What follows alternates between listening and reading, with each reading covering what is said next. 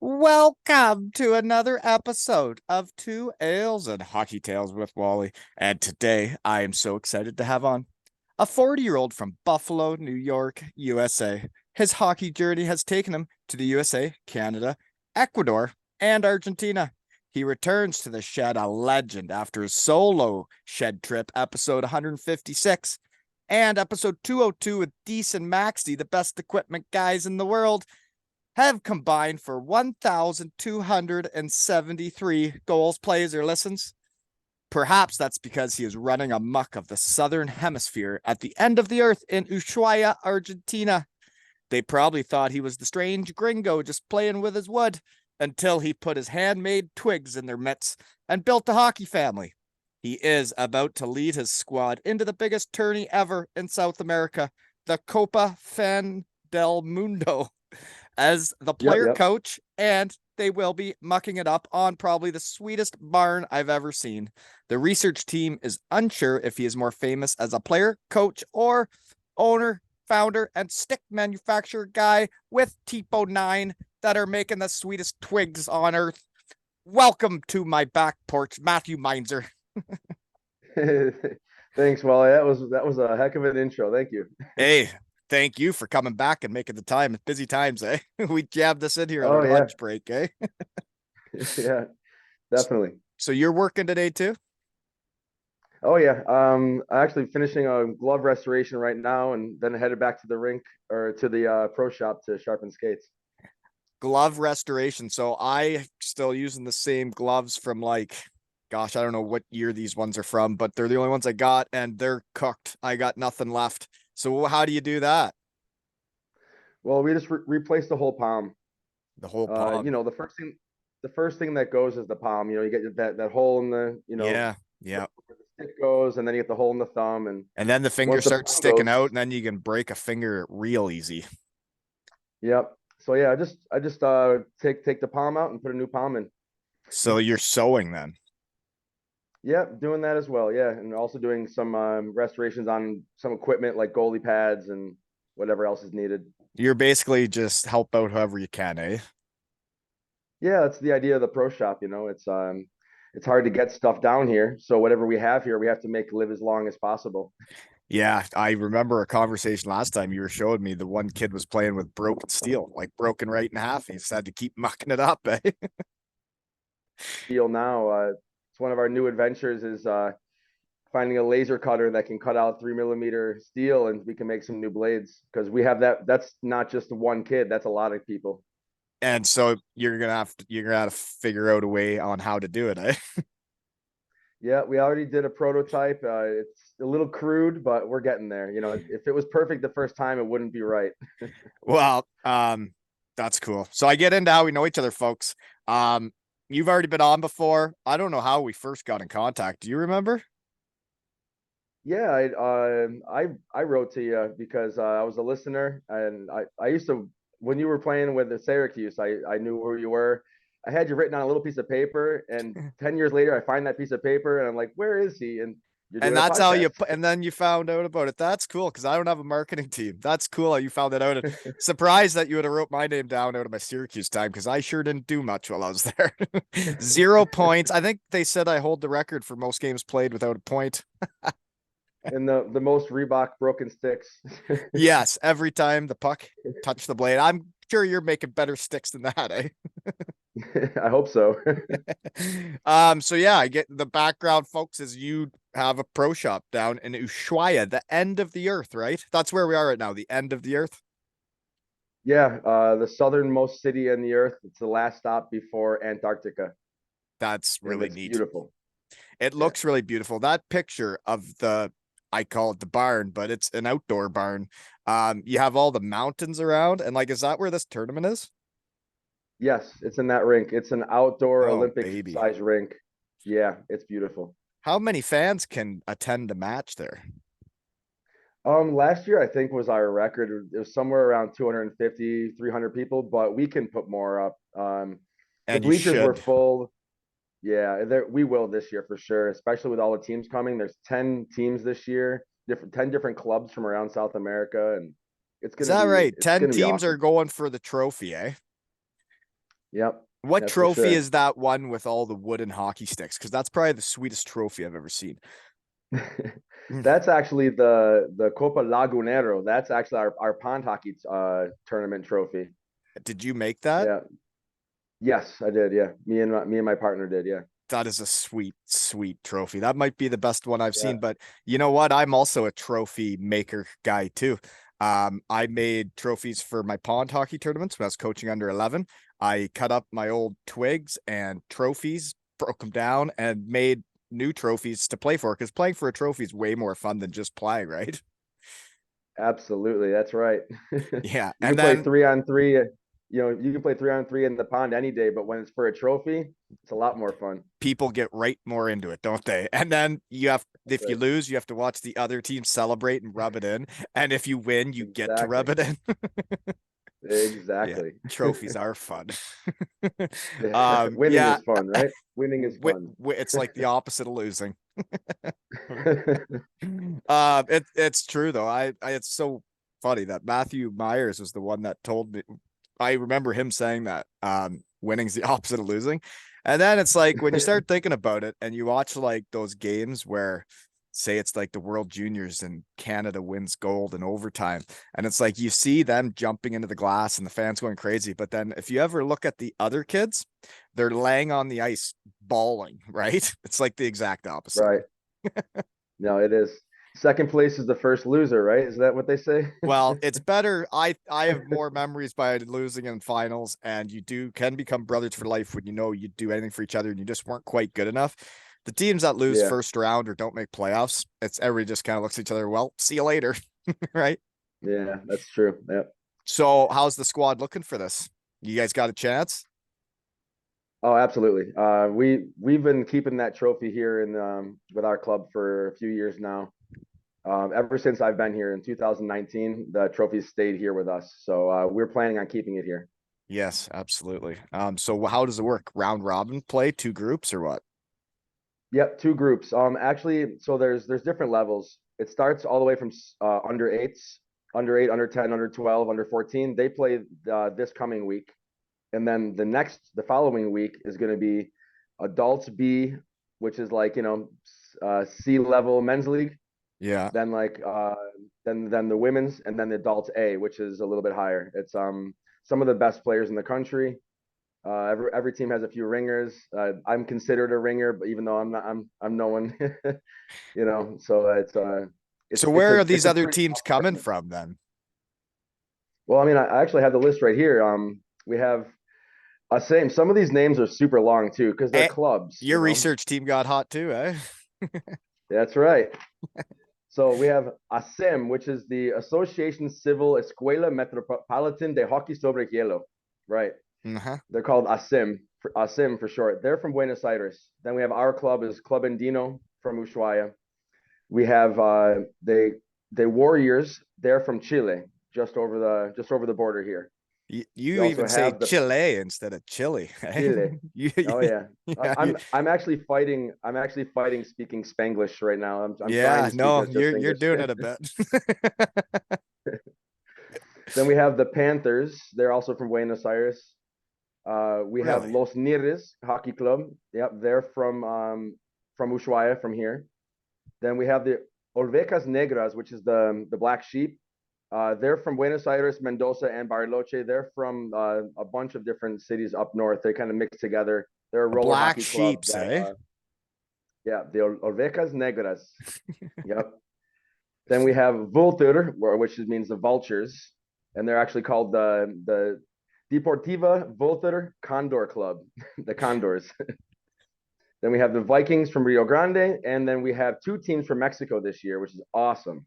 The Crocodilios, with the crocodiles from Mexico, and the Calibris from Mexico as well. And those are both two clubs from Mexico. I'm not quite sure if they're from Mexico City, but I'm pretty sure they're from around where that rink is in Mexico City.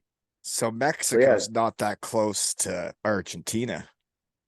no, that's like going from Florida to here. That's like traveling three-quarters of the earth from north to Yeah. south. So they'd fly or what? Yeah, they're flying in. Some people fly into Chile and then take a bus here, and everyone else just flies right here. We do have an airport. It's just a little bit more expensive. Okay. Well, yeah, it's good you got an airport right there. Because I remember the last time we Yeah, talked, you were talking about like shipping stuff can take months, right? yeah. If only months. That's Our skate sharpener our skate sharpener took 6 months to get here. That was an adventure.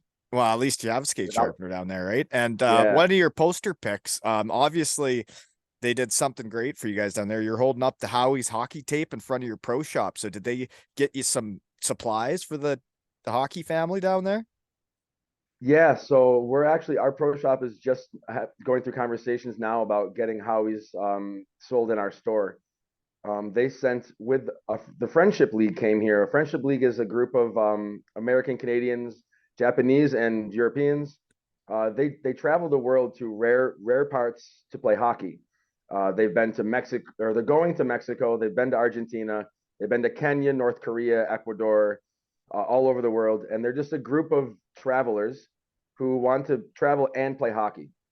So they actually, when I told them the story of what was going on down here, they got together a bunch of equipment. They got together with Howie's and they brought some tape down for us. So I've been giving out tape with skate sharpenings and stuff like that. So Well, that's people once pretty they heard cool. they're getting once they heard they're getting some tape with a skate sharpen, my shop was full. Those people must have some hockey tales to tell if they've been going to those places to play. Yeah, great people too. Like really nice. We didn't know what to expect, but I only try and bring really nice people here because the last thing I would want to do is like taint the culture of hockey here, and because it's so beautiful. So when I first talked to them, they're like, "Yeah, we want to come." Like, all right, let's talk first. I want to Yeah, get to know you. yeah. They're great, Well, great I people. got that written down though, is you're really at the, I think the word is the infancy of like the hockey culture in Argentina. And the hockey cultures, when you played hockey all over the place, every country has a different way of doing it. There's a different vibe around a hockey arena. There's different ways of being a fan. There's different ways of treating players. There's different ways of coaching. So what is the Argentinian hockey culture like? Well, I mean, it's similar to Argentinian culture. We are very big on sharing. I don't know if you've ever seen the mate, is that cup with this. I don't have one right now. I The should. tea or something? It's yeah, I yeah. think you were drinking it It's the one called. time. I was, and I should have one now, but I ran out of time before the podcast. But so mate culture is a culture of sharing this cup of tea. So there's like one bartender more or less, and then they give it out and give it out and give it out. And it's kind of that kind of culture, that sharing, that social culture, and that has a lot to goes into our hockey culture as well. And I can assure you, there's not one crazy hockey parent. There's no one screaming over the glass at anyone. There's no one who tells me how to coach. It's Jeepers. beautiful. Yeah, Yeah, that sounds beautiful. it's absolutely wonderful. I actually some of the parents I don't even know, and I've been here for 5 years. I meet them when they come in to get their skate sharpened, and I see the skates and go, "Oh, you're Tommy's dad." Right. I'm the same when I coach the kids. I definitely get to know the kids way better than I get to know any parents. I'm there to coach the kids. Yeah, Yeah. That's yeah. cool though. And when I used to coach in Staten Island, it was actually part coaching parents and part coaching kids. And I've learned here that I don't have to do that, which saves me a lot of trouble. Yeah, for sure. And well, I guess my big news lately has been I realize how much I have a passion for coaching, how much I like it, and how I want to be the best coach I can be at it because I like being the best at whatever I'm trying to do. And anyways, I've gotten to go out with Ryan O'Reilly for the last well, week. I've gone out 4 times now. The first time it was just me and him one on one. And I was moving pucks like I was a hockey player again. And he was telling me where to put them, and I'd put him where he wanted them. And then he is a shed guy, as I like to say. He's when a superstar is the type of dude you hope he is. He's one of the nicest people I've met. He let my son come on the next practice. I got to watch Ryan O'Reilly practice one-on-one with my son, who's 10 years old. And then he let me bring out a couple of his buddies each time. And to think I was able to provide a day like that to these kids around here. I think it'd be something they'll remember forever. And he was so kind. He talked to them like they were his buddies, like they're just another guy in the room, you know? Right. Yeah, that's I have to keep that level of coach, because you can lose that that respect a little bit. But at the same time, I am friends with all these kids, and we move them up as soon as possible to play with the adults, give them a chance to train at the highest level they can. So they end up becoming peers, but at the same time, I have to keep that like, hey, I'm the Well, coach here. well, yeah, definitely, right. And then yeah, they have to listen when you talk, right? Yeah, yeah, exactly. Um, yeah, but it's been like for me when when I when my son and O'Reilly were walking out of the rink together, and it had just been the three of us on the ice, and like I hear my son say to him, like, "So do you got anything I could do to get better off the ice?" And it was just like, oh, my heart, you know. And then he was telling him what he thought he could work on, and it was also like play other sports. Don't just play hockey. You got to play baseball. You got to Yeah, enjoy other sports and hand-eye coordination stuff. He actually mentioned juggling, which makes sense. right. Yeah, I always found multi-sport players are always the best players on the ice. Well, and the It's athletes are the athletes, but easy. I don't think at 10 years old you should be focusing just on one sport, right? No, that's crazy. Hmm. So what's Yeah, it's, going on in the pro shop these days? How many twigs are you making a month? I mean, we kind of because I get so busy during the ice hockey season, which is only 3 months long. I get so Three busy months, during the that's ice not hockey. long enough. Yeah, we do a lot of roller hockey in South America. We're building up to getting a rink, but that's another story. But so yeah, I kind of do all the work ahead of time. I get all the sticks done before the season starts. We also have people using them in roller hockey, and so basically from December until the season starts in June, I'm building sticks, getting ready, doing glove restorations, so that when the season starts, You I have can enough because I'll be supply. sharpening, yeah, and I'll be sharpening skates all day long. I don't have time to stop and do other things. People brought me gloves to do reparations, and they're still not done yet, and they're asking me, "Whoa, why not?" It's like I'm busy, man. I can't Yeah. be sitting with your gloves all day. And that would take Glove a season. while to fix the gloves, right? With all the little stitching in each finger. That would be, that doesn't sound like something I'd want to do. That doesn't sound like a hobby to me. Yeah, yeah. It's something that's a necessity, and my fingers hurt from it, but it is what it is. So how many people are playing hockey if you're sharpening skates all day? Well, right now our club has 171 players. There's Well, that's three a lot. clubs in Yeah, there's three clubs in Ushuaia. There's two other clubs in Rio Grande, which is the other city on this island.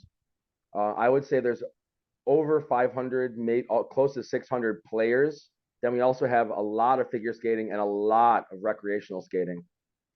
So yeah, I've been doing between 80 and 120 pairs of skates a week, or more. But that's That'd get a bit solid. repetitive, eh? Yeah. Yeah, yeah, it is, and some days are full, and everyone wants to come at the same hour, so it's Yeah. yeah, there's a line a lot And of times. you Yeah, just do the best you can. Yeah.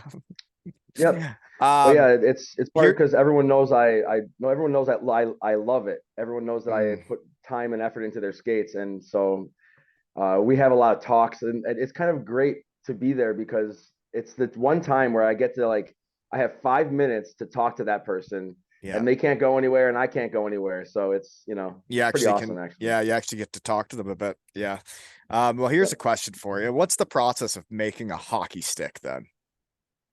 Right. So yeah, we get it right from the lumber yard. We get our wood crude. It's rough cut lumber. I start with that. We bring it to a secadero or a drying house, an oven. It dries for about 30 days or 36 days, I think it actually is, a little over a month. Then we have our dry wood. I cut up the laminates. Each shaft is made of 9 laminates, and we glue those up nine at a time, nine, nine, nine, nine. And once we have all our shafts, I glue the supports on the shafts. Then we have to convert glue those, cut the form. They go to the vapor box. We vaporize them so we can put our curves in them so that they go into molds. 24 hours later, they're molded. We sand them. Then it's epoxy resin and fiberglass time. That's 24 more hours. Then we sand that up and clean it. Then we epoxy it again. That's 24 more hours. Then it's painted, 24 more hours. Then it's silk screened with our logos, 24 more hours. Each It's a step of the process. process, yeah, it's about 12 days to 2 week process So you for do each. them in batches then, or what? Because that, Yeah, exactly. yeah. So how Yeah, many we would you make at a generally time? 30 to 60 is a decent batch for 2 weeks. And I'll do 2 weeks, 2 weeks, 2 weeks, 2 weeks, and it actually continuously flows for a few months. We probably make 500, 600 a season right now. Most of our sticks are for intermediate players, beginner players, parents who want to play with their kids on the pond, because it's not accessible to get sticks here. To get a carbon stick, and our taxes are insane. It's just it's almost impossible for Yeah, someone to join the sport. yeah. So to get involved in the sport, you need something accessible. You need something cheap that you want to join. Because my first year, kids were seeing us play and saying, "Hey, how can I play?" And I talk to the parents, and they go, "No, Too not getting expensive. equipment from the United States, and yeah, just go play soccer, you know." Yeah. So I was like, I have to fix this. How do I get these kids that want to play and want to try it? How do I get them to do it? And that the first step was getting sticks. So that's what I focused on as a carpenter. I was like, well, I can do this, you know. Well, good for you for stepping up and doing it because they do need twigs to get going. And I think you're very much the same as me, is you enjoy the sport so much and what it can bring to communities in your community. And you like seeing people get together and play hockey and enjoy the sport, but also it brings your community together, right? Yeah, absolutely. It's the hockey community has been so tight. It's been growing since I got here. I think there's at least 400 new players since I've gotten here, and it's just it's beautiful to watch. 400 new players Yeah, in the last 4 years, I'd in say really. about 100 a year, and that's during the pandemic. That's crazy. That's a lot. That's Yeah, a lot of hockey yeah, it players. is. So It it's really got is. to be quite fulfilling for you then when you see that happening in front of your own eyes. Well, yeah, thank God it is, because it's not fulfilling to the pocket, but it's definitely great to see more and more players and kids with smiles on their faces. So that does help a lot. It's like the shed. Yeah. I still do this voluntarily too. But Yeah, it's fun when you hear like positive feedback and people hear nice things when after they come on about what they said and what they've accomplished. And yeah, that's all I need, you know? yeah. It really is awesome. Okay, so how did you make your way down there? I'm sure we talked about this the first time, but yeah, you swung through Ecuador for 3 years. So how does this go down again? Yeah, I was a carpenter. I was a hockey coach during the hockey season. In the summers, I would go and build log cabins, and the guy I was working with was one of great friends of mine, an older man, and he's a world traveler. But for 3 or 4 years in a row, he kept going to Ecuador. Like, why Ecuador again? Ecuador again? You like the whole world. He's like, well, I found the spot. It's like, all right, this year I'm going with you. So I searched, is there hockey? As a hockey coach, I wanted to know. And I did find that in the city they had a small rink in a shopping mall, and they had a small club. And there's actually a gringo club of Americans who live there now, and then there's an Ecuadorian club. So I went down to start coaching there. I ended up moving to the beach and traveling back and forth from the beach to the city to do classes. But I ended up meeting my wife, my future wife, Yeah. in Ecuador. She was traveling from Argentina. We met there, and we left together. And I said, well, if I'm going to Argentina, I'm going to that rink that everyone talks about, the Olympic sized rink at the end of the earth. So And you knew she about went it down enough. beforehand. Oh yeah, it's very famous in South America because it is the only full size ice rink in all of South America. Oh, Everything else is in a shopping mall. and then it's a smaller ice surface. Right, exactly. It's like a quarter or a half rink. like blue line in. And so do So they you play can train five on kids there. five or what do they do? No, no, you play 3-on-3. Like the men who play in Ecuador, they play 3-on-3. Okay. It's what it is. They just do it for the exercise, not for the And you were in competition. Ecuador for 3 years, right? Yeah. I was there for a year. Then I went home and realized I didn't like home anymore, so I went back. Is that right, eh? You got used Yeah, to it. I So fell in love with it. what's food like in Ecuador? What's a dish you'd remember? Well, and you would say like in Ecuador, there's like three levels, right? There's the mountains, then there's the middle, and then there's the beach. The beach has beach food. The middle, is more, I would say farming, and then the mountains is more meat. So you go from meat to fish and everything in between. But I would say my favorite dishes were like ceviche, which is like the fish. You Yeah. know, You put it on like a I love it. cracker or sometimes, right? Yeah. Yeah, you can. Yeah, I just eat like a soup. You eat it A lot straight of out of soups okay. actually. Yeah, there's actually a lot of soups, which is weird, especially on the beach when you're having hot soup on the beach. It When just it's seems hot out. weird, but you get used to it though. And Ecuador, there was ice surfaces. Yeah, there were two, and now there's one. After the pandemic, one of the rinks sold to the supermarket, who turned the refrigeration into their now cooler for food, which is Mm, so sad. yeah. But now there's still one there, but they just built a brand new roller hockey rink. So they have a full size, beautiful, like NHL size roller hockey rink with new sports court floor. So roller hockey has been picking up there a lot. Roller hockey's a great Ecuador's game. Yeah, and roller hockey is the biggest sport in South America for hockey would be roller hockey. Like I would say the reason like we have like how we have the only ice hockey rink here, there's roller hockey in all parts of South America. During our off season when people aren't coming here to play with us, we're going up north to play against them. Right. Yeah, I played a lot of roller growing up and I was right into it. Yeah, like I even traveled to Vegas to play, Minnesota, Florida. Like really we were into it. And I Yeah. loved that game. I thought it made me the player I was. I thought it made me more creative in ice hockey, being able to see the trailers, being able to find 2-on-1s out of nothing or slowing the game down. It's a totally different game when you take the blue lines out and you play 4-on-4 and um Yep. yeah. I think when I first started with roller hockey, it was actually when I moved to South America because I knew that there was more roller hockey than ice. So that's when I first bought roller blades. And then when I started playing it, I hated that there was no offsides because I was playing defense because I was the best backward skater at the moment. I was playing defense and there's a guy behind me, and I'm like, what is this cherry picker doing? Yeah, and then you got to stay kind of near him, right? Because he's there. Yeah.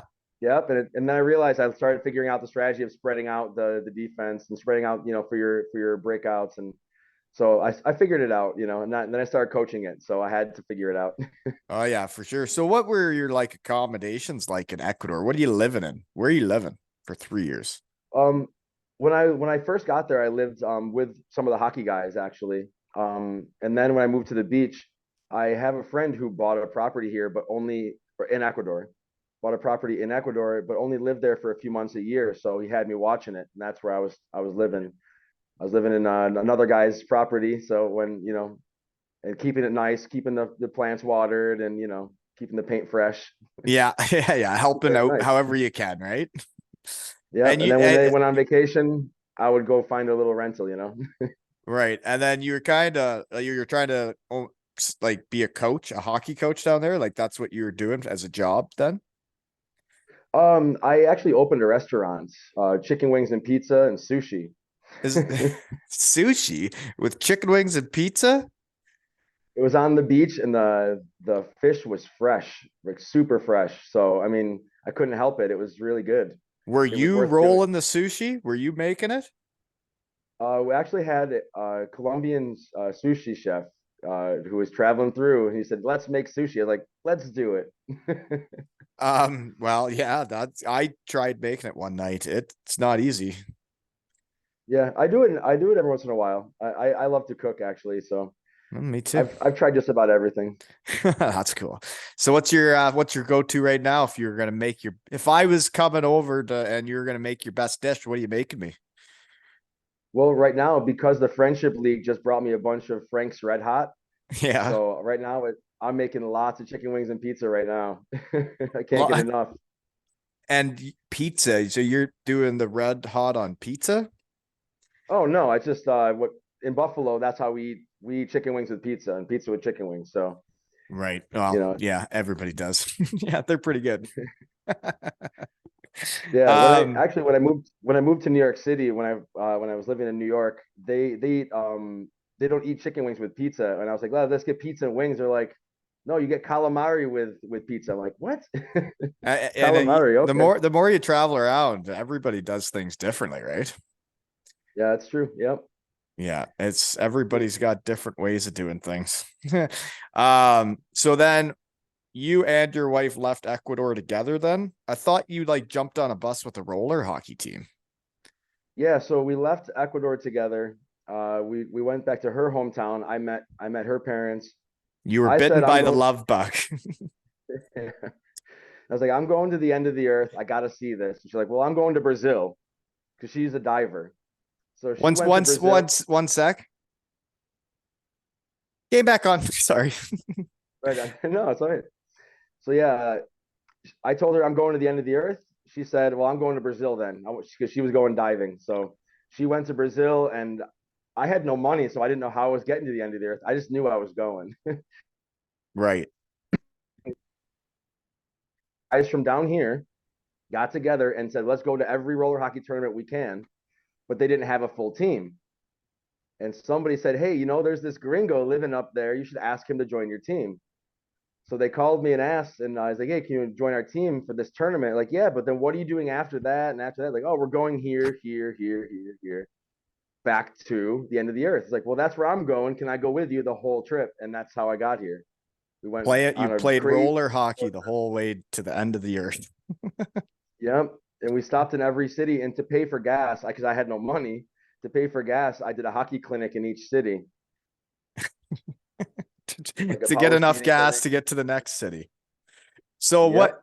what would you do at your roller hockey camp to raise the money? Like what would you be teaching them? Skating and stick handling or what?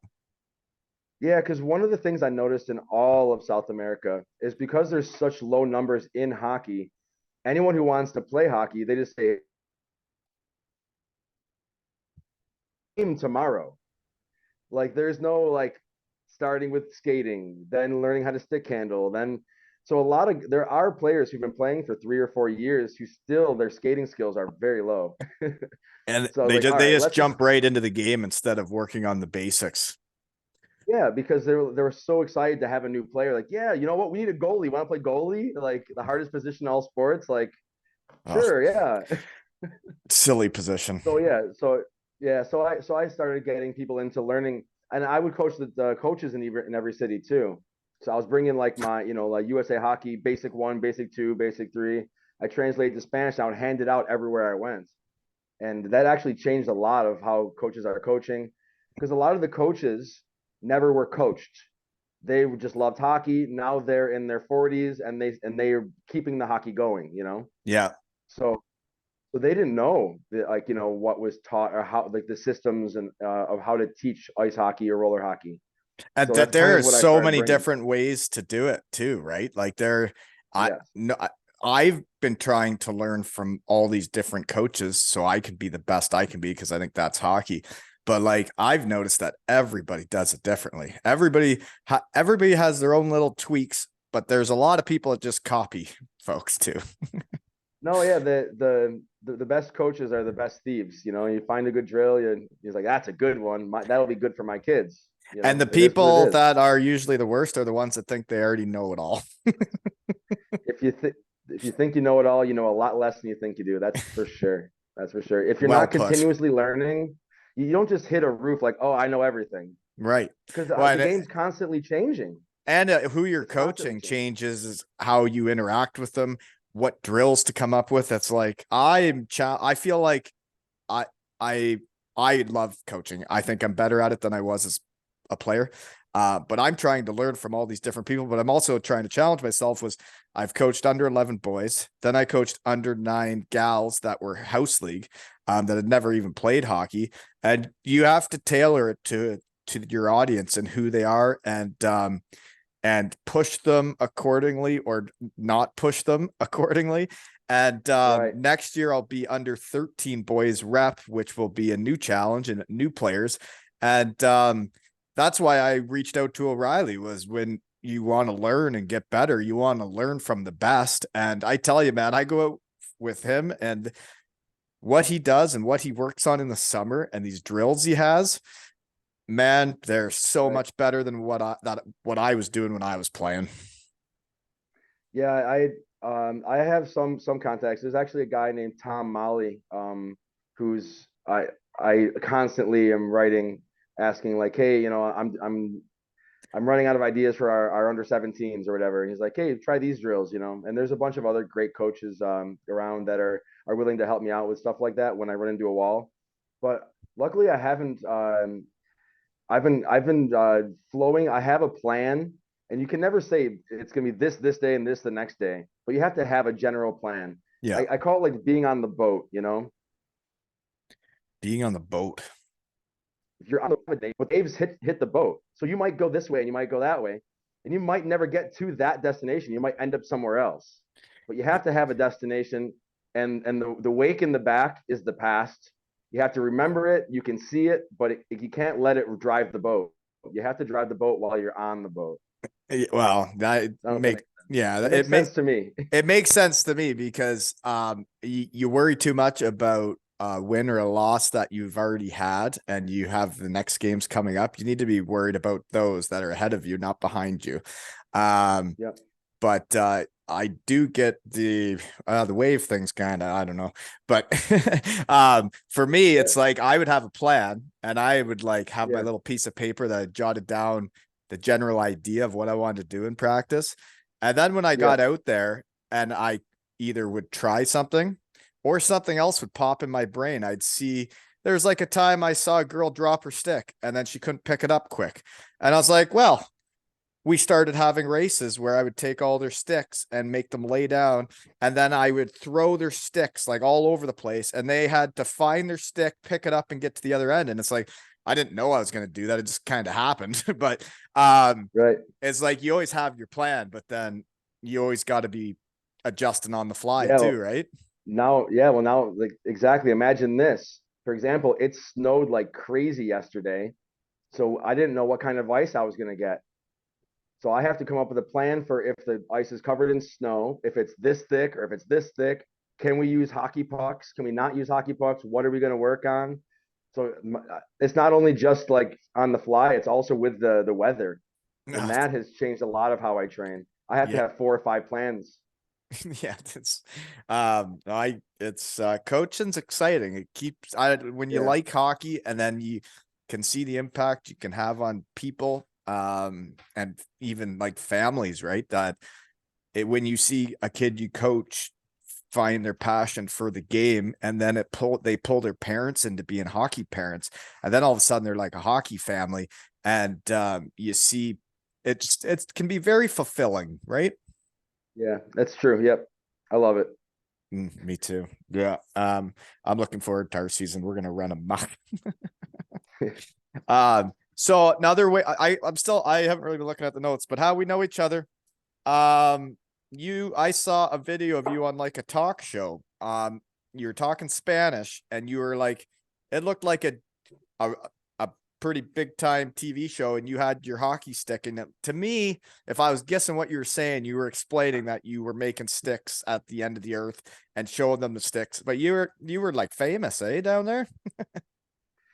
No, I wouldn't say famous, but I mean, I am the only gringo making hockey sticks and coaching, so Yeah, yeah. You might kind stick of out.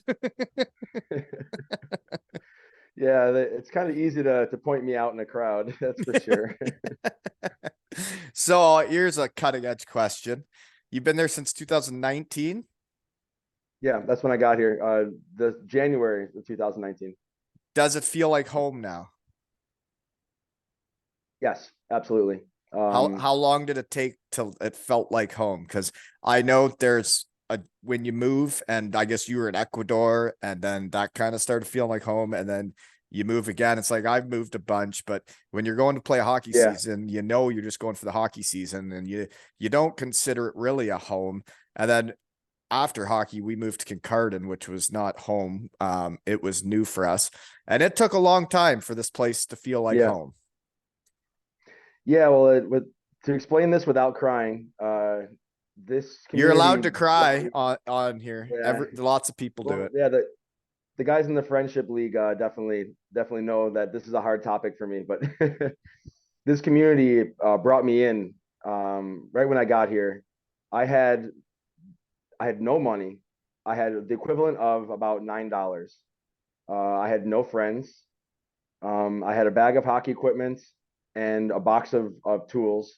I had no job, and I just went out in the street and I found people say, "Hey, I'm here." And they're like, "Oh, tourists." Like, no, I'm not a tourist. I'm here, you know. And the hockey community said, "Hey, sleep on my couch for a week, and then we'll put you over here, and then we'll put you over there." And until I finally got myself going, I walked to the carpinteria, the workshop every day to look for a job. And where At was first they said, your no, future no. wife at this point? Wasn't she with you? She was still in Brazil. Yeah, she was in Oh. Brazil. Remember, I And that's traveled why with you went there though, is because you were gonna meet at the in Ushuaia. yeah, the idea was I was gonna come check it out. You know, I wanted to come for one season, you know, play some hockey at the beautiful rink at the end of the earth, and but this community put me on their shoulders, and about 3 weeks after I got here, one of my teeth rotted out, and I was in so much pain. And the local dentist fixed my tooth for free. Like You don't forget stuff he like then that, became right? no, he then became one of my alumni. He's now a player on my men's B team.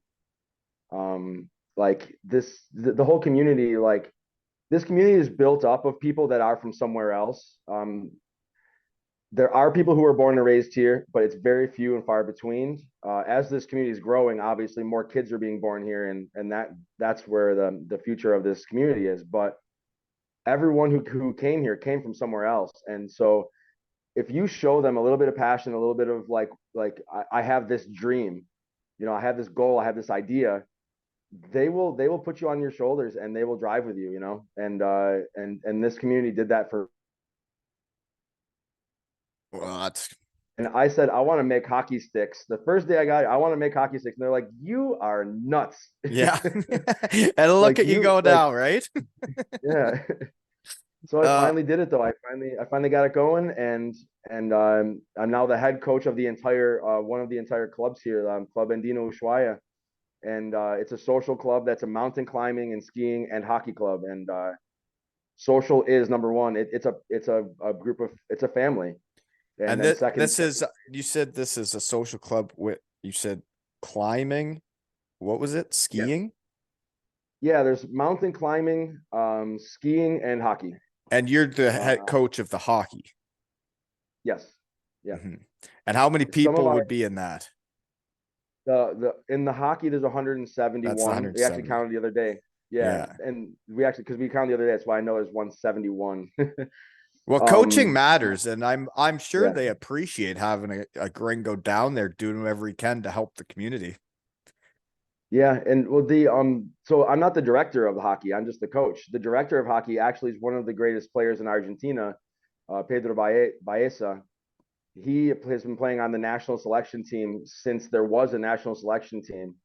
Every single game that's ever happened for Argentinian hockey national selection, he's been playing on that team, and he's a great player. But again, he was never coached. He learned on the ponds and lakes. Most of these kids learned on the ponds.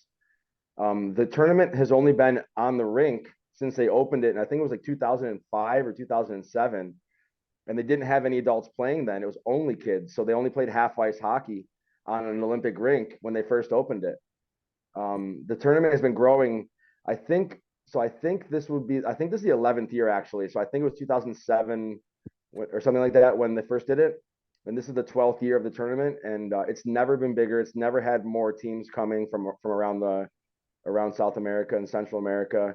And I only see it growing and growing. I want to get more and more people to come down here and play because it really is. It's mind blowing. It's beautiful. The culture of hockey is beautiful, and it's just mind blowing.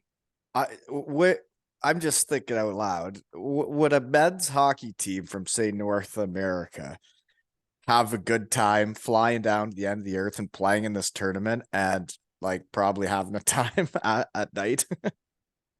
Yeah, well, that's what the Friendship League just did. The Friendship League just came down here. They brought two teams, the B team and an A team, and they were a little bit early to play in the Copa, but we had a mini tournament where we would design different teams to play against them every night for the whole time they were here, and it was awesome. The kids got to see players at a different level of hockey. Everyone had fun playing against someone who's a little bit better than them and learning a lot. And the aura and the energy that they brought down here has changed a lot of what's going on. They were helping with classes and clinics while they were here, especially the goalies, helping the other goalies here. I don't know what the Friendship That League was huge. is. Where were they out of? Well, you can look. It's actually the Friendship League, one word on Instagram, and that's the group that travels all over the world. Um, Okay. Anyone can join their group as long as you're good people. That's the only criteria, and if as long as you like And a then few pops they all afterwards, pay good. their own way to go do this other places. So they all must have to do pretty well So, to be flying all over to play hockey. well, yeah, they don't, they're not constantly traveling. They go one or two places a year. So yeah, they pay it to join the each trip. There's a Yeah. head gringo, and he takes care of your hotels, your food, your this and that and the other, and the ice time and everything. He pays for everything, and then you just pay for your pops and your good times and your flight, and you have to pay for your flight. Right. Oh, it sounds like an interesting idea. They must have fun traveling the world, learning new cultures and how people do it, right? Yeah, I mean, I'm having a I want to great get, I time in want my to, shed learning about different stuff. It's like when we met, I right? didn't know anything about hockey in Argentina. And now, like at the first after the first time you came on, there's a bunch of people from down there that started following, and I followed back. And it's always interesting because you don't know who you're going to be following. And then all of a sudden you see these pictures of the most beautiful rinks I've ever seen in my life. Like that one place that you said only freezes so often. That's like a pretty good hike, right? Like Yeah, it's like a that's as two and a half sweet as hour it hike. looks. Yeah. That's as sweet Yeah, as a pond looks, right? no, it is, and it's turquoise too because the water is turquoise, so the ice is turquoise. It's a dream. It's like not real. Right. Yeah. And then like when you didn't know about any of this stuff, then you learn by chatting around. It's pretty fun, you know? Yeah. But yeah, there's seems to be a great culture down there. Anywho, what do you ever speak English anymore or not really? No, I do. My wife is an English teacher, so she's also getting her master's in English for university. So around the house, we speak mostly English, I would say, more or less. Um, my partner also speaks English. My partner in this hockey stick company, he's the owner of the carpinteria of the workshop, and we have like you know, Yeah. two sections of the workshop. He speaks some English, and so we go back and forth in Spanglish. There is also one or two of my players in the under 18s who are practicing to learn English because they want to get into tourism, which is the biggest industry here. Right. So there's enough people practicing and learning English that I can if I don't know the words, I can just go. I'll Well, tell you in English. here's another thing I'd written down because what I like about you too is that you care about the kids you're raising up from puppies, and if you see potential, you want to help them.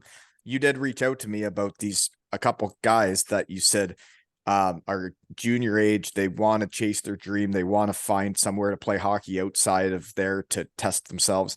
And asked if I knew people in the junior circuit, which I didn't really know anybody, and I don't know who I would ask, or I don't know how good these kids are. I don't know anything about it. But whatever happened to that? Were you like, did they ever find a way out of there? Or? Well, yeah, without saying anything negative about anybody or anything, they took a different route. because they weren't invited to where they were originally invited to.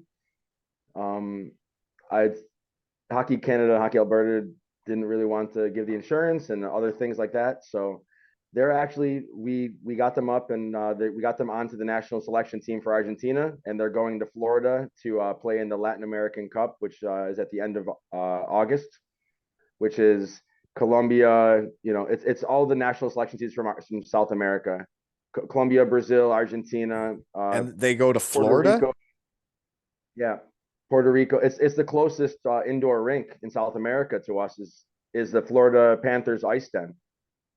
Is that right? Um, yep, and also half of I would say the Puerto Rican team is mostly American Puerto Ricans. The Argentine team has three or four American Argentine. Their parents or grandparents were Argentine. Argentine. I The don't know why I Colombian thought it was, team, yeah, I thought it was Argentinian. It's Argentine. Argentinian or Argentine, yeah.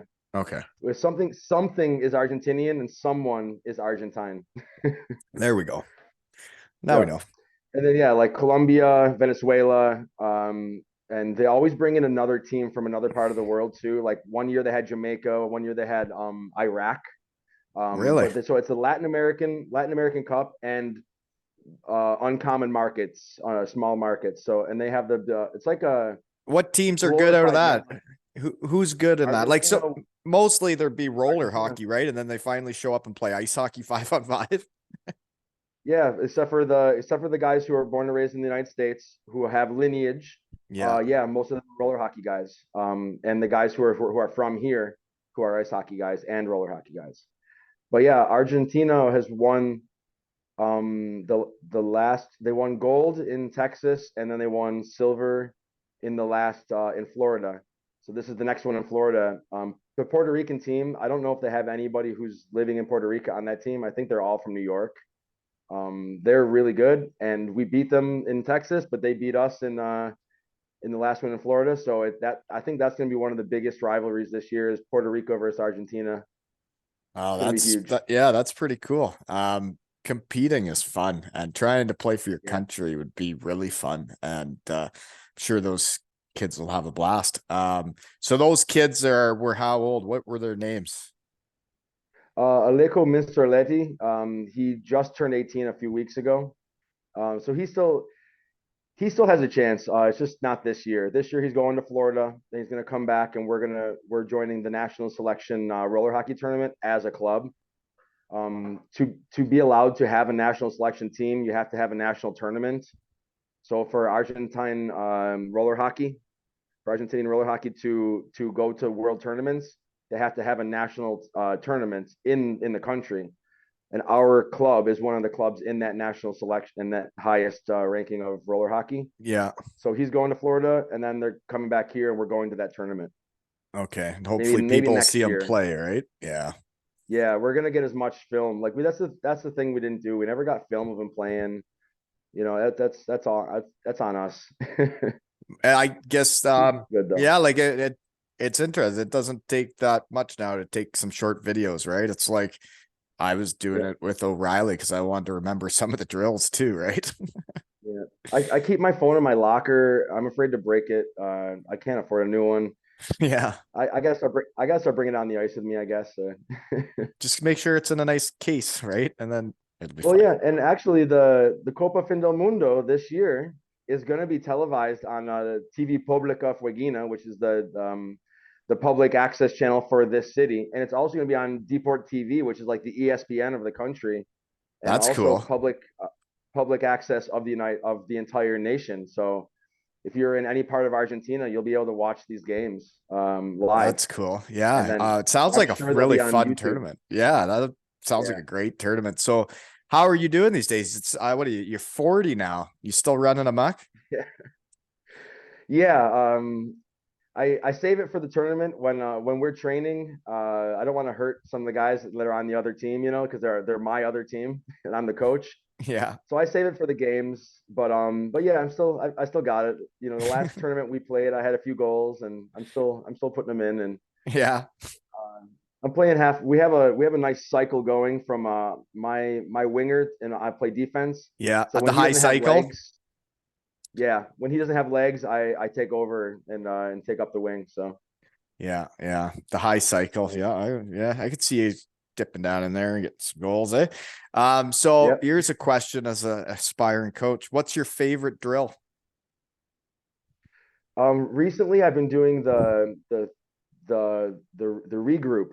So you have two defense on each side, right? Hmm. And then you have three attack. So then you do a breakout, then you do a breakout, and then you do the breakout again, the three breakouts, and then you do a 5 against 2. You understand what I'm Yeah, saying? I do. So you're Like a talking breakouts or yeah. you talking neutral zone regroups? You can do either or. When we start it, we dump the All puck the in on way the goalie. down. Yeah.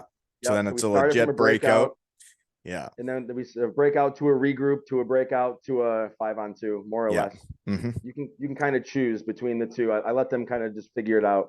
Yeah, I gotcha. That's a good drill. Yeah, I I know that like one. that one. Yeah, because it keeps everyone flowing and moving, and Yeah. it takes a few seconds. Then you bring in 7 more guys. Well, and neutral zone regroups are important to do them clean and tape to tape as well as breakouts.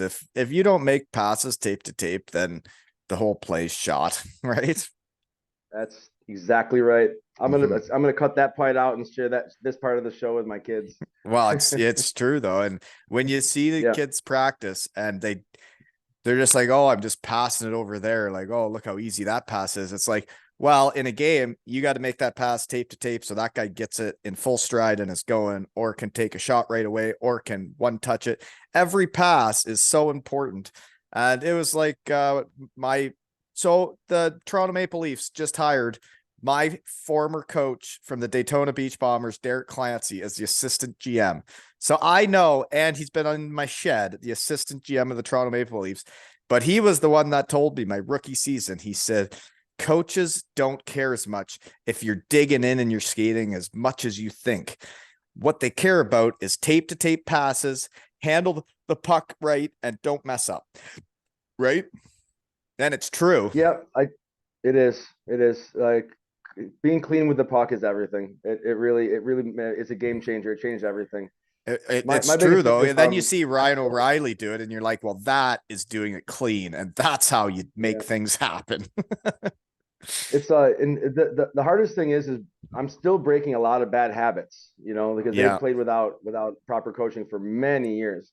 So they still do the shoot and skate to the corner. Hmm. You don't stop in front of the net. Like there's still a few of those things that like you gotta stop. And they know it because I've said it a million times. They go, "Oh, you're right. I know." But they And just, that's where it's the hard to goals break a are, bad right? habit. The goals are at the net. And it's like Yeah. when I like watching the fellows last year, you see the puck go up to the point and everybody's watching the guy with the puck at the point. It's like, well, you need to get to that net because once it's up there, it's going to be coming to the net, and that's where the puck's going to be. You don't need to be standing there looking at the defenseman at the blue line. You need to get to the net, right? Right. Right. Yeah, it's where they get the goals, folks. Right. Garbage goals and dirty goals are something that I'm really working on because even our goalies will They say count it the like, exact same as the pretty yeah, ones. exactly. And my goalies will even say it like, how many times does a garbage goal go in? A lot more often than those pretty ones. It's like, yep, come on, guys, we got to just dig on the net. Yep. So moving on. Where and what are you doing now?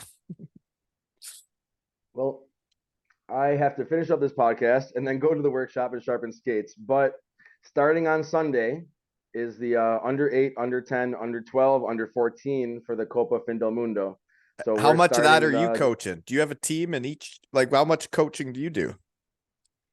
well, to spread it out so that we're not all overwhelmed. I'm going to be assisting with almost every team, but my team I'll be coaching for this level is the under 14s and the under 16s. The under 14s play the last to 11 o'clock in the morning, and the under 16s play at 10 at night. So those are my two teams Did for you for say the for 10 this at tournament. night? Yeah, we don't have ice during the afternoon here at all. We just had practice 7 to 8 and 8 to 9 in the morning before school and before work, and then we don't get full ice until after 10 p.m. They have public skate all day long. They could really care less if there's sports going on.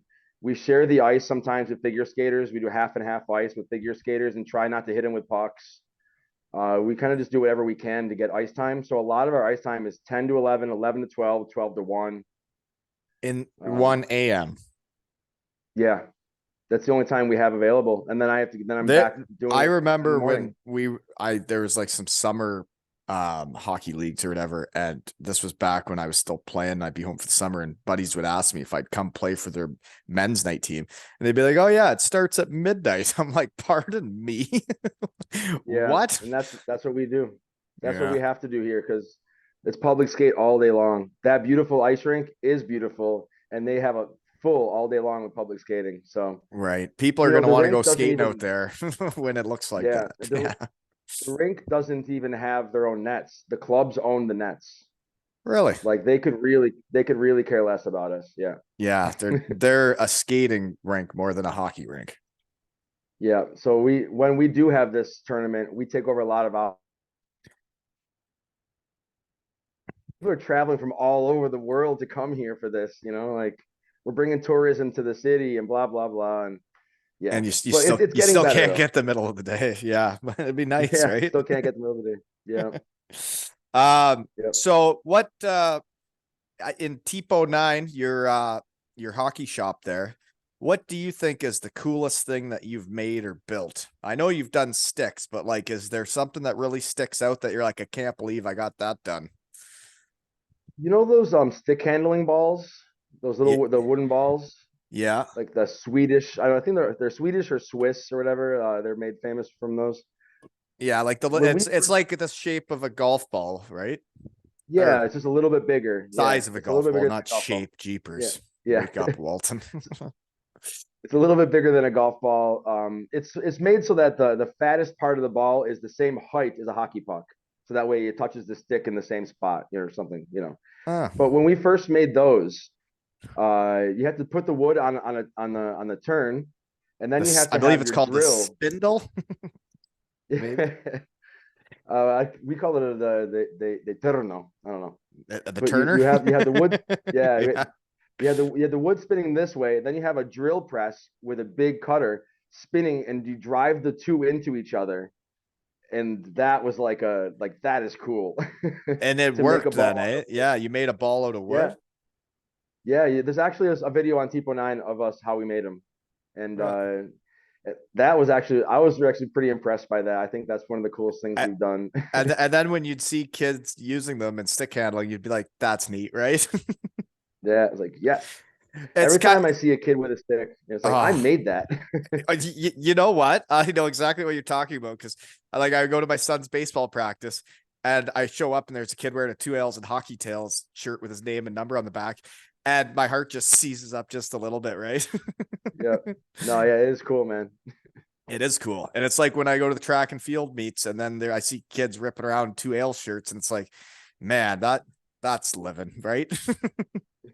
uh and the kids that I coach love taking shed guy selfies. Right on. Yeah. So how many curves are you making these days? I stick to two basics, and then I A do toe and a custom sticks heel for or it. what? I just do the mid curve, the 88, and then the open toe, the 92. The heel curve is for me. I make myself a heel curve. No one else wants it.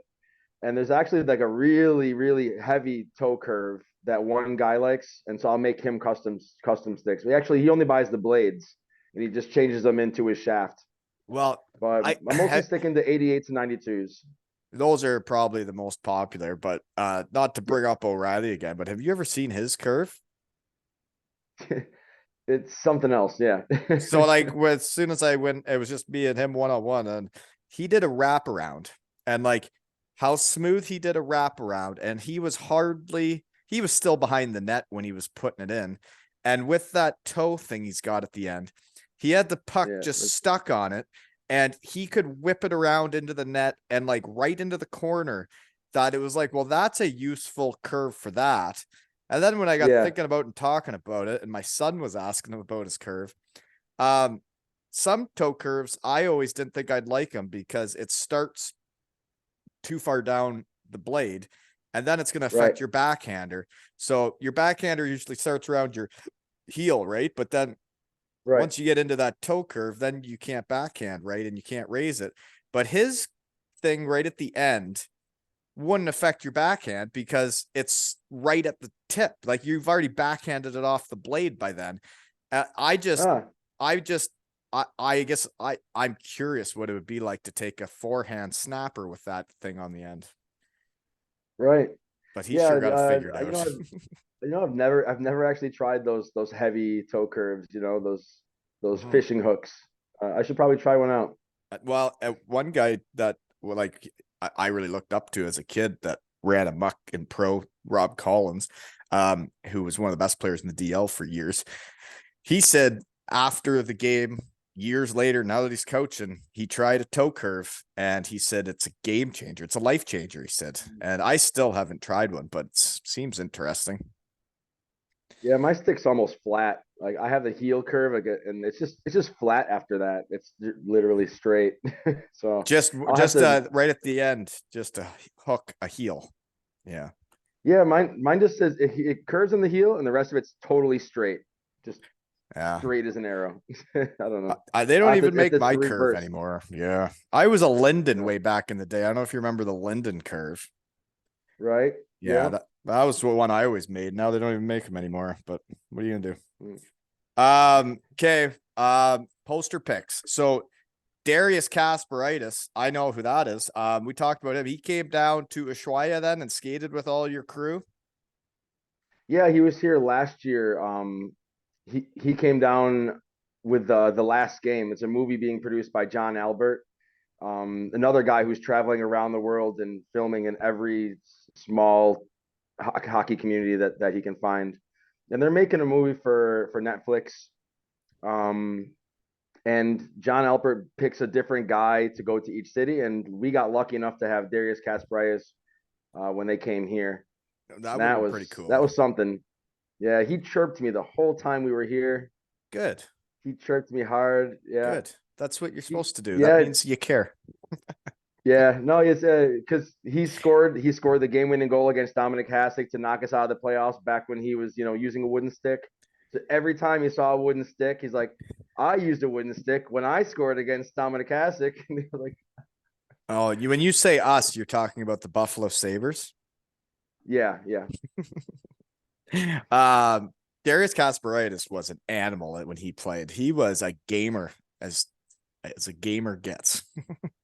Yeah, no, he was a great guy, and to be honest, he was really great with all the kids. He left his sticks here. He was awesome.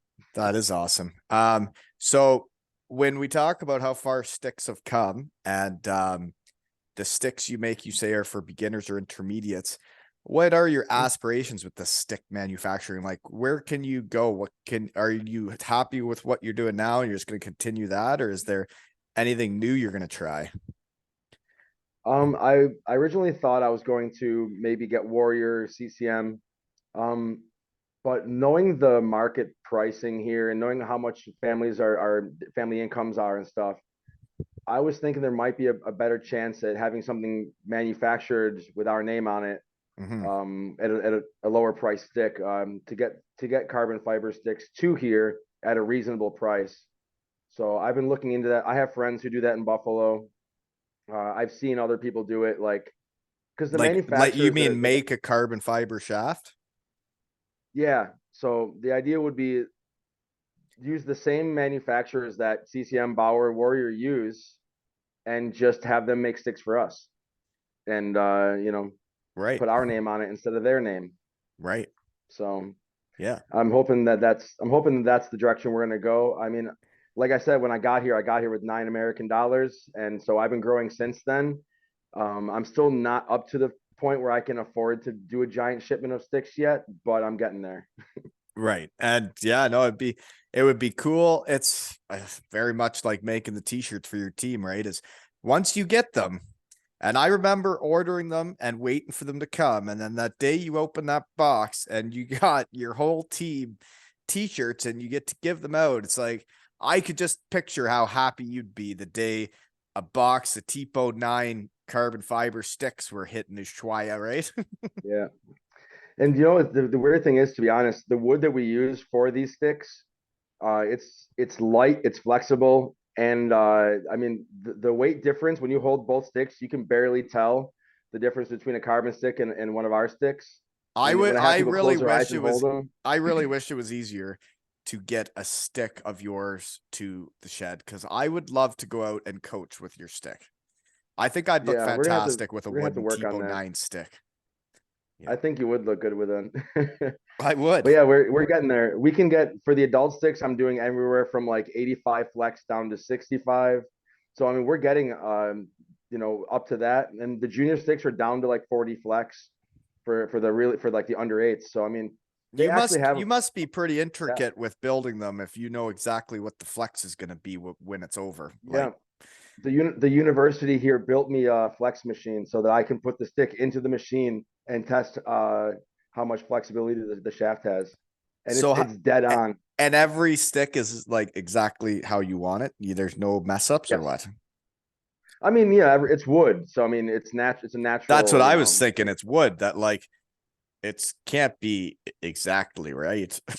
Can yeah, it? I get pretty good. I've done enough tests that I know that I'm gonna get anywhere from here to here, and then once I put them in the machine, whatever it says, that's what I mark the stick at, and it is what it is. Right. That's cool. That's cool. So Yeah. how much are your sticks going for these days? The senior sticks are, if you do it in American dollars, the senior sticks are about $45. The all the way down to the under eight sticks are about 30 American dollars, more or Yeah. less. No, that's way more affordable than what's going on around here. You know? Yeah. And then then we have little baby sticks, like the like 1 meter long sticks, and those are like 15 or $20. That's cool.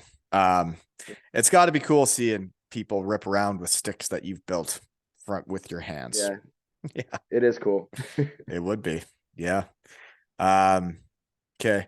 So it's kind of like when chocolate gets thrown on the ice all over the UK and it's from That's talking in your right. shed, right? Have you heard about that? Oh, Oh, which absolutely. I'm a listener. now that I listen to I your show better bring constantly. this up is I'd always forget to bring things up on here. I'm having a raffle at aleshockeytales.com, and that is to raise money for Rich Bateman's recovery from a massive stroke and get him home to his family, as well as half the money is going to sponsor the captain of the Manchester Storm, who started the Chocolate Storm in Manchester, England. And then he would be ripping around the EIHL in the UK, the captain of a professional hockey team with a Two Ales and Hockey Tales logo on his jersey, right? Because that is fun, and fun is fun, right? That's right. Buy your Fun raffle is tickets fun. at aleshockeytales.com. It's a Two Ales and Hockey Tales jersey, folks, and it's sweet. And if you want to win it, you got to buy a ticket, right? Yeah, that will be cool when you got a logo. Where do you know where it's going? Is it going on the back or is it I going on the don't. I shoulder? hope it goes right beside the sea, but I don't know where it's going. Right there. Yeah. No, I have no idea where it's going, but it's just to think of seeing a picture of him scoring a goal with he's got no chiclets. He's going to have a big smile on his face, or he's going to be holding a chocolate bar and it's going to say Two Ales and Hockey Tales and he's holding a chocolate bar. Like, from your shed in Kincardine, Ontario, that can make you smile and laugh, right? No, that does sound awesome, bud. Yeah. So buy your tickets, folks. aleshockeytales.com. Didn't forget to bring it up this time. And the other thing I got to bring up is my website maker guy got a new job and is really busy and would support whoever wants to volunteer to be my website updater guy or gal. Just let me know if you're into it, and then you could be a volunteer like the rest of the squad, right? But seriously, we need a website updater person. Okay. If anybody's interested. Okay. Poster pics. The Argentina national team jersey is pretty cool. A big sun there. Is that's the flag then? Is that similar to the flag? Yeah, the one in the photo is the roller hockey jersey. It was actually gifted to me to put in my pro shop because I sponsor the goalie of the women's national selection team uh, for for Argentina roller hockey, and Kind of she like uses sponsoring the captain of the storm. Yeah. yeah, she uses Tipo 9 wooden goalie stick in world championship games. And that's gotta be cool to see. Unreal. It's unreal. That It's is really cool. unreal. Yeah. So how different is it making a goalie stick then? Actually, I've been working with them for a while now. It's my fifth year doing this, so I've gotten them down to almost the same weight as her regular stick. But the difference is because it's so hard to get stuff here. When you go into a hockey store, you can test each different curve, you can test each different flex. The goalie can. I like this paddle length. No, this paddle length. She can't do that. She just was using whatever she got, and she had this Yeah. huge paddle, and she was really uncomfortable in the net with this huge And paddle. yeah. And So you I could see measured that. her. I measured her up. Yeah, I measured her up and said, This is the size that would be working for you better. Let's try it." And we made a stick exactly the size she wanted. So it went. Yeah. I And being sent her this piece of comfortable is a stick. thing.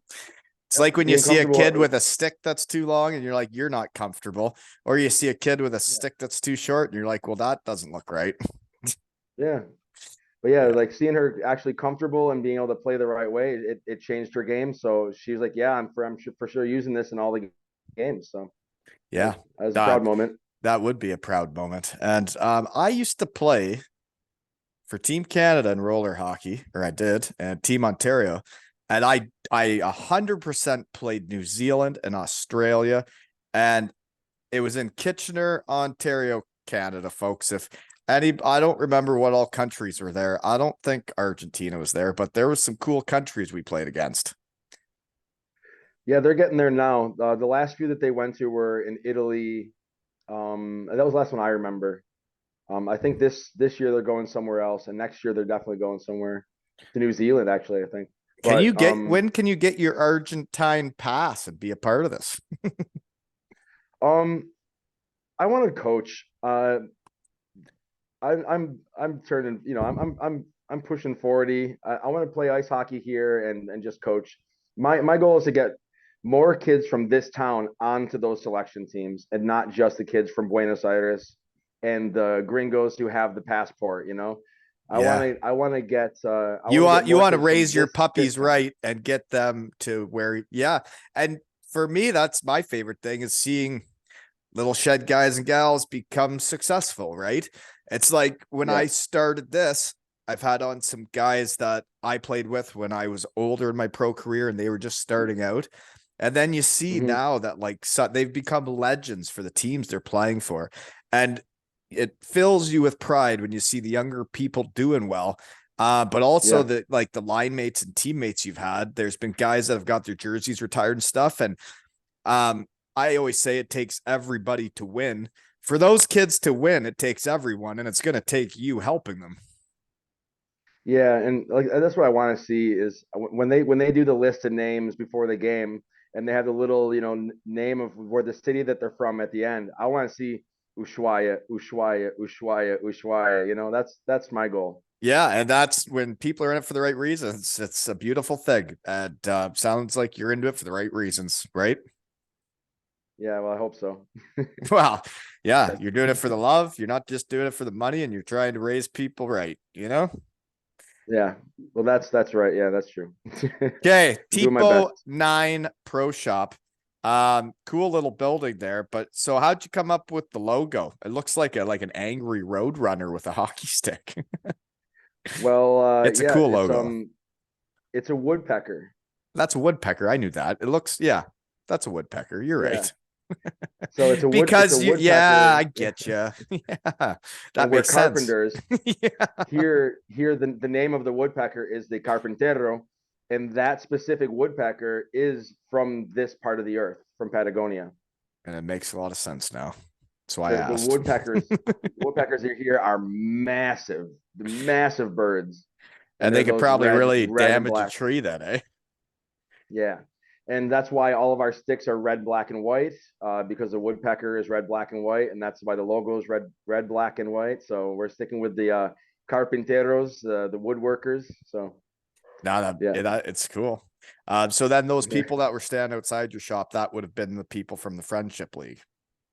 Yep, that was the Friendship League. They were coming by to see the pro shop at the end of the earth, and they did bring some sticks back with them. I have pictures of guys using sticks now in Hawaii, in Japan. in Northern Canada. One guy in Buffalo has a goalie stick up on the wall now, and I would yeah, it's totally put one of your sticks up in the shed if I had one, but I'd actually want to use it on the ice coaching too. You know? yeah, right on. Well, when I get more sticks out of here, you're on the list for sure. Oh baby. Yeah. It's interesting though, right? It takes money to do stuff. It's like I wish I could make shirts and hats for every shed guy and gal that's came on and send them all over the world to all of them, but you can't, Yeah, uh, right? yeah, and I'm working with 150% tax, and that's the biggest thing for Ushuaia is anything like for imports, right? If it's $100 stick, it's costing the kid here $150 more. So $100 stick is $250. That's silly. And yeah, and the family income at like 15,000 a parent, it's not like Yeah. now hockey's expensive up there. It's twice as or more expensive down here, and we have less income. So it's a battle. But that's part of why our club does hockey for $70 for 3 months. It's $70 for 3 trainings a week. You get your 2 practices and your game on the weekend for $70 for 3 months. So it doesn't the club. So the whole That's why I say that's it's a your whole social club. hockey season. That's Yeah, 3 months is 70 ice bucks. hockey. So yeah, so your ice hockey Yeah, season costs you $70. yep. And So that's your the stick's idea. going to Like cost you a I would lot say, more than just playing. Yeah. yeah, exactly. And that's the thing. That's also why our club has been getting lots of donations of equipment. We give out all the equipment to the kids so that they're not buying it and then growing out of it. We rent it out to the kids each season. They give it back at the end of the season. Then we give it out to more kids the next season. And that way you can try hockey without throwing, a lot of money into it. Now that's the people need that. And you need to know what your kids are into, but they got to be able to try it to know, right? Exactly. Mm-hmm. Exactly. Yeah, and it's interesting. All the shed guys doing good stuff around. That reminded me of Kyle Rank in Elmira, Ontario, where I'm from. Guy I grew up with is running Friends of Hockey, and it is him doing it. He's got a thing set up in the arena where people donate their old equipment, and he gives it out to people throughout the season. And it's basically an equipment exchange, and it takes someone to step up and do that for the community, right? Yes. And every once in a while, my friends back home are like, "Come back and do your private lessons for $100 an hour like you used to." Like, nah, I'm happy. Yeah, I'm right where I'm supposed to be. The hockey gods sent me here, and that's where I'm at. I understand. The one thing I want to do, and it's not to make money, is do my skills days around here again. Is I did a little pop-up one around Christmas, had out like 40, 50 kids, and I could tell the kids had enjoyed it.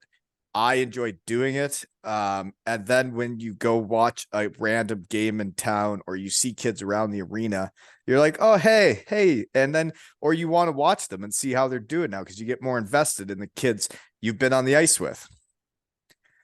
Yeah, that's great. I need to do one before the season starts, eh?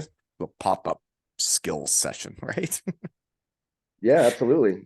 The kids love it too. So Yeah, when it's fun, then that's what it's supposed to be about, right? fun is fun. Right. And then your one next poster pick, drinking out of a tiny trophy. You guys didn't build that cup big enough, eh? That was actually the Friendship League trophy. That's Well, why it's the most recent photo. you didn't They build gave that one, they eh? gave the Be better. no, no, You need a that better cup. yeah, You need it drinkable. that You one's need, yeah, you're only putting shots in that thing. well, the guy who won that the last time had the same exact photo. So he's like, look at this photo, and so I was like, all right, let's do the same thing, and that's Mm-hmm. that's why that photo came up. Yeah, that's the Yeah. Friendship League Championship Cup. Yeah, that was So a fun. there is a winner and a loser in the Friendship League. Not really. Like they have a championship trophy, and the championship trophy goes to the person who had the most, valor, whatever, and that's what it was. Oh, I gotcha. Our team Um, didn't win. no, that's yeah. No. It's like the opposite of winning. Um, but it looked like everybody enjoyed the game. So that's the picture of like I originally thought it was one team until I looked harder and there's the white and green jerseys and then a yellow team jersey. So Yep. Looked like everybody enjoyed it. Nobody got Yeah. carried away then, hacking and slashing and mucking it up then. No, that's part of why we didn't win. We kind of gave them too much respect. Everyone Hmm. was watching them, like watch them play. Oh my God, look at their passing and everything. Like, yeah, Yeah, guys, but we are better than them. right. We are. So let's You just go and do it. And Yeah. yeah, And then that they is gave them what too much happens respect. though. As a coach, I've seen it. Well, I'm thinking as a coach, like, cause back when I was a player, if the coach overhyped the other team or we did stuff differently because it's so and so team and they're so good, it's like, well, then you get to the game and you're like, oh my gosh, like how good are they? Are they really this good? Instead of going out there and mucking it up and just outworking them and saying, hey, we're as good as anybody, right? Yeah, yeah, we didn't battle in the corners. We didn't take the puck from them. We just kind of watched them do their breakouts. Like Yeah, you it was like, can't win doing guys, that. come on. Yeah, Yeah. but it was a lot of fun. A beautiful group of people, and our club showed them exactly who we are down here in our hockey culture, and they left like they're coming back for sure.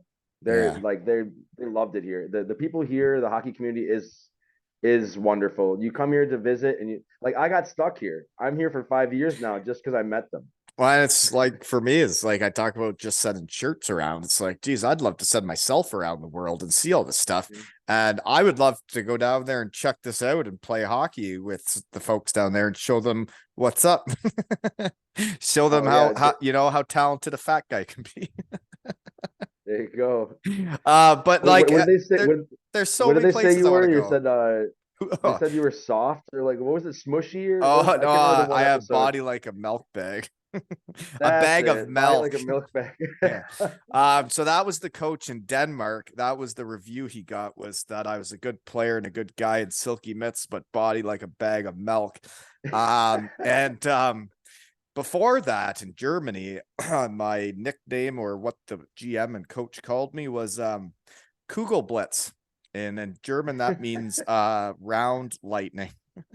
So uh, That's and pretty good. That's a good one.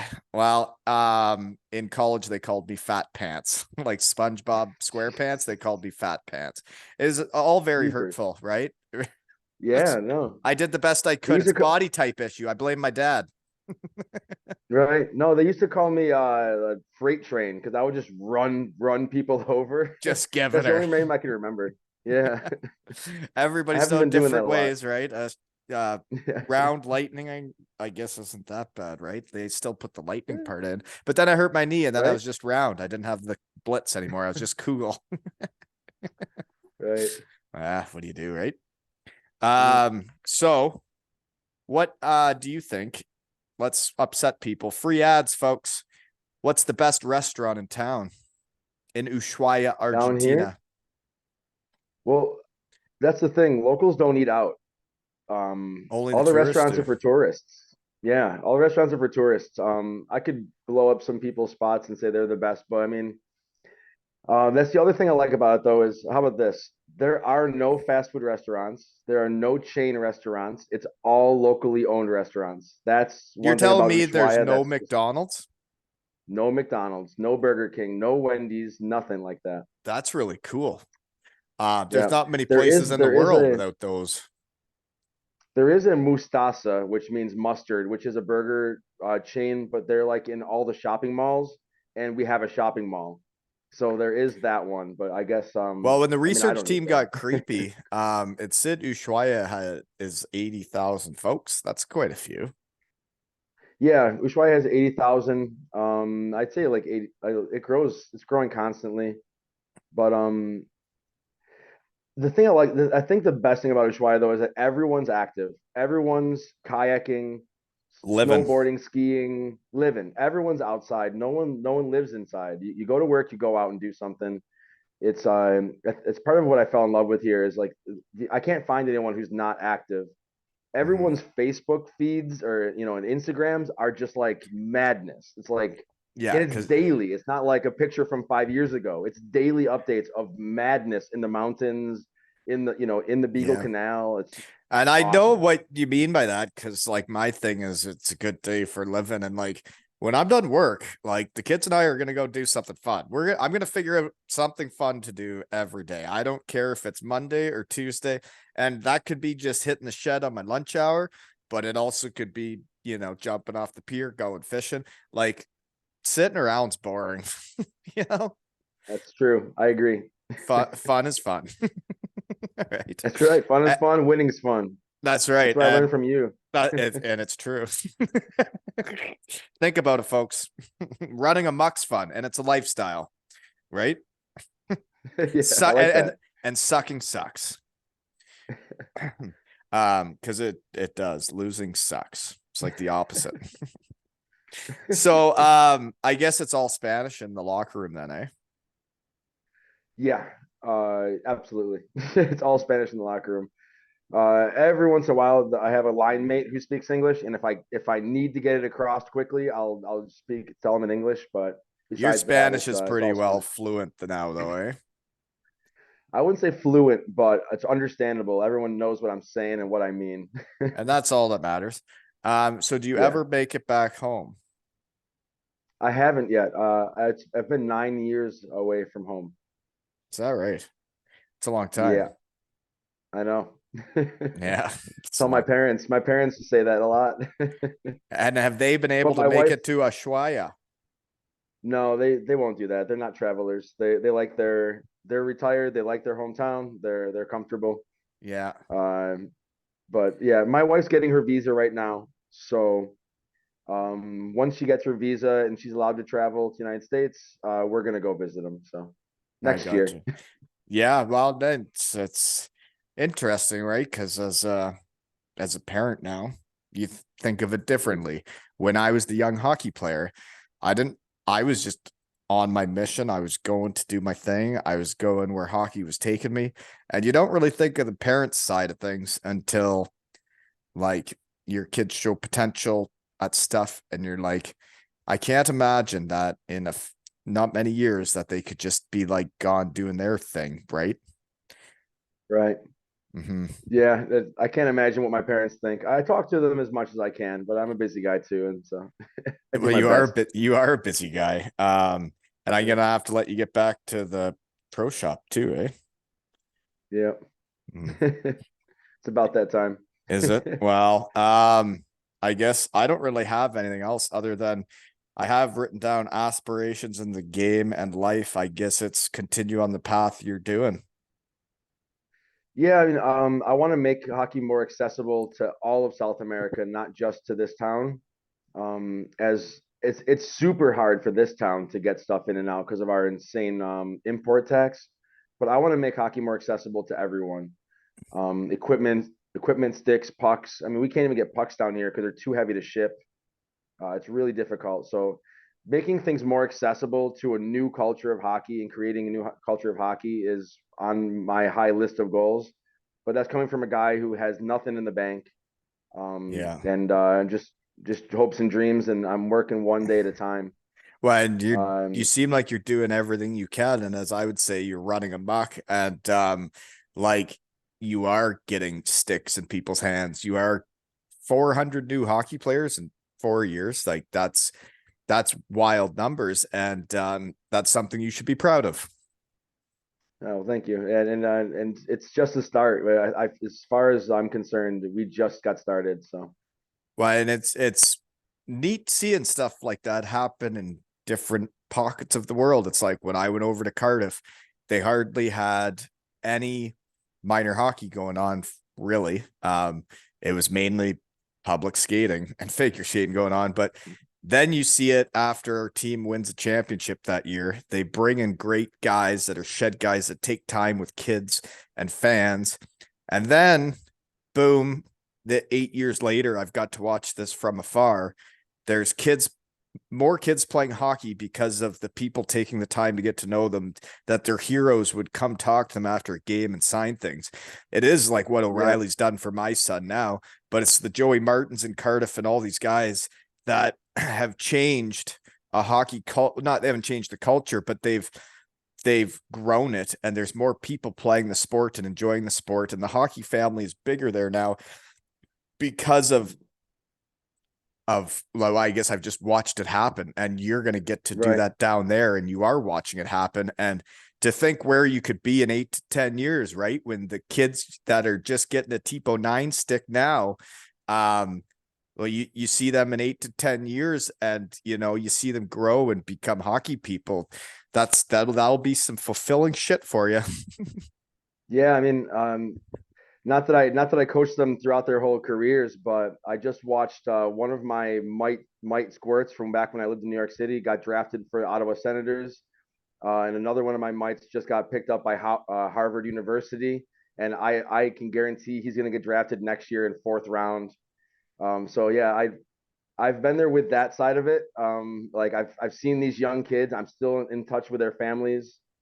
But I want to see it happen here now. Now it's time to do it as an adult and with a whole new culture and watch it grow.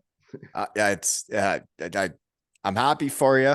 Seems like you're happy and you're doing what you're supposed to be doing, and Yeah. very similar to me. And I want to do that for, well, we've made Kincardine home. My kids consider this home. It's really what they know. Um, I want to do that for my son and his friends, and my daughter and her friends, that when they get older, or the parents that are a part of these teams, the kids, that we're a family for life. Like, when you're on my team, you're on my team for life. And like, I'm always going to care about you and what you're up to and how you're doing. And Yeah. it's fun to see people be successful, right? Yeah, I always hear you choking up when you talk about having to cut kids and stuff, and I know that hurts you a lot, and I I know it chokes you up. don't even It like the must little be. punks.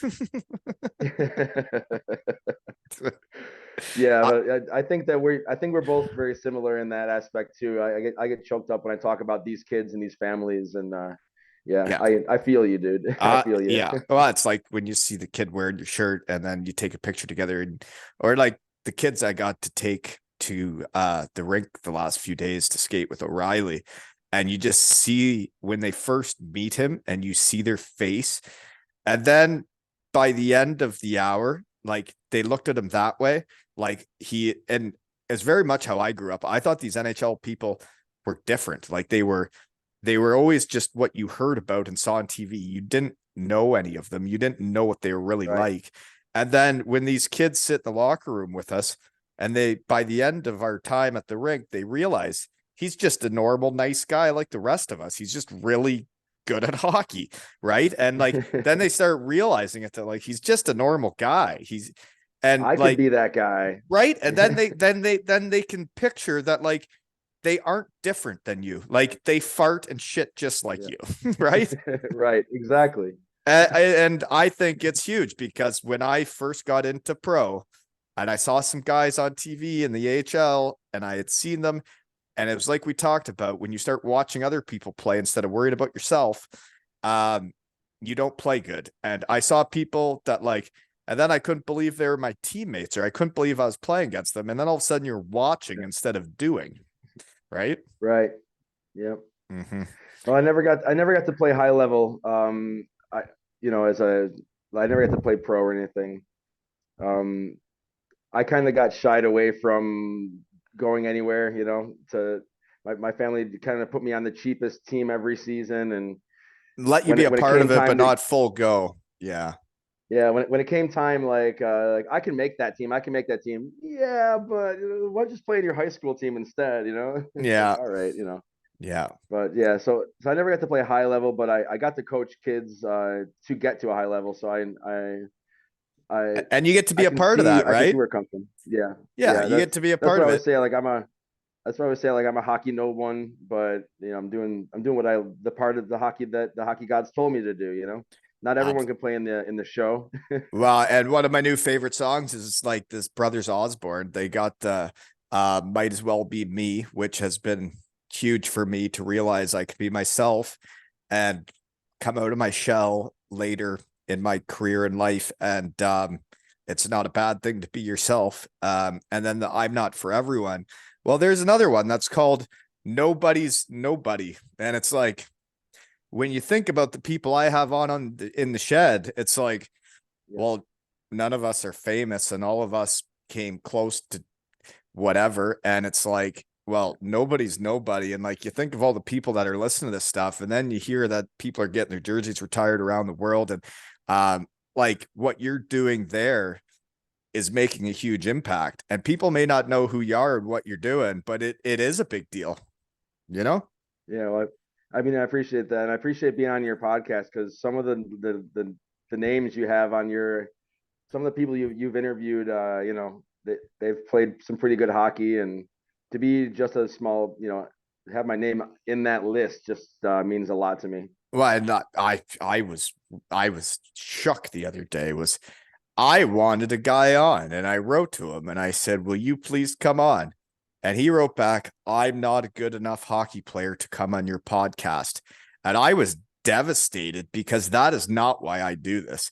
That is not who I try to have on, are the people with big hockey careers. I try to have on shed guys and gals that are the good people around the hockey world doing good things. And that fella, I got my truck stuck on a side road in the middle of winter because it was during all the baloney. I needed to get out of the house, and I went down a road that had no winter maintenance, and I shouldn't have. Well, I call this fella, and he gets in his tractor right away and gets me out of there, or I was screwed. And I also played senior hockey with him. Like, I know who he was. He was the guy that was bringing the team together, planning the curling tournaments, planning the chicken wing night. He is a shed guy and the type of guy I want to have on. And then he told me he wasn't a good enough hockey player. Puh, appalling. It sounds like a shed guy. Sounds like a good dude. And that's why I wanted to talk to him. You know, when you get him on, remind me which episode so I can listen. Yeah, well, I listen to all of them anyways. So I'm gonna lure him in. I don't care what he says. But seriously, thanks for coming on and everything you're doing. I lost my love of hockey there for a while when I first got out of playing, and it's all back now. And actually, I think I love it more than I ever did at playing now that I'm into this other side of being in my shed and coaching. And when I see people like you doing great things in the world, and maybe people don't know enough about it, and that I can help just a little bit get the word out there, I think it's pretty neat. And looking forward to seeing the pictures of you hoisting the Copa Fin Del Mundo. The Copa Fin Del Mundo, folks. That means cup, the end of Earth. That's Mundo. Yep. Yeah. Yep. Mundo's Earth. Yeah. So go Ushuaia, right? Yeah. Club Andino, Ushuaia. Club Andino. Cow. What's that? Cow? You guys are the cows? I'd fit right in. It's CAU. Club Andino Ushuaia. Cow. And this has been another episode of 2 L's and Hockey Tales with Meinzer and Wally.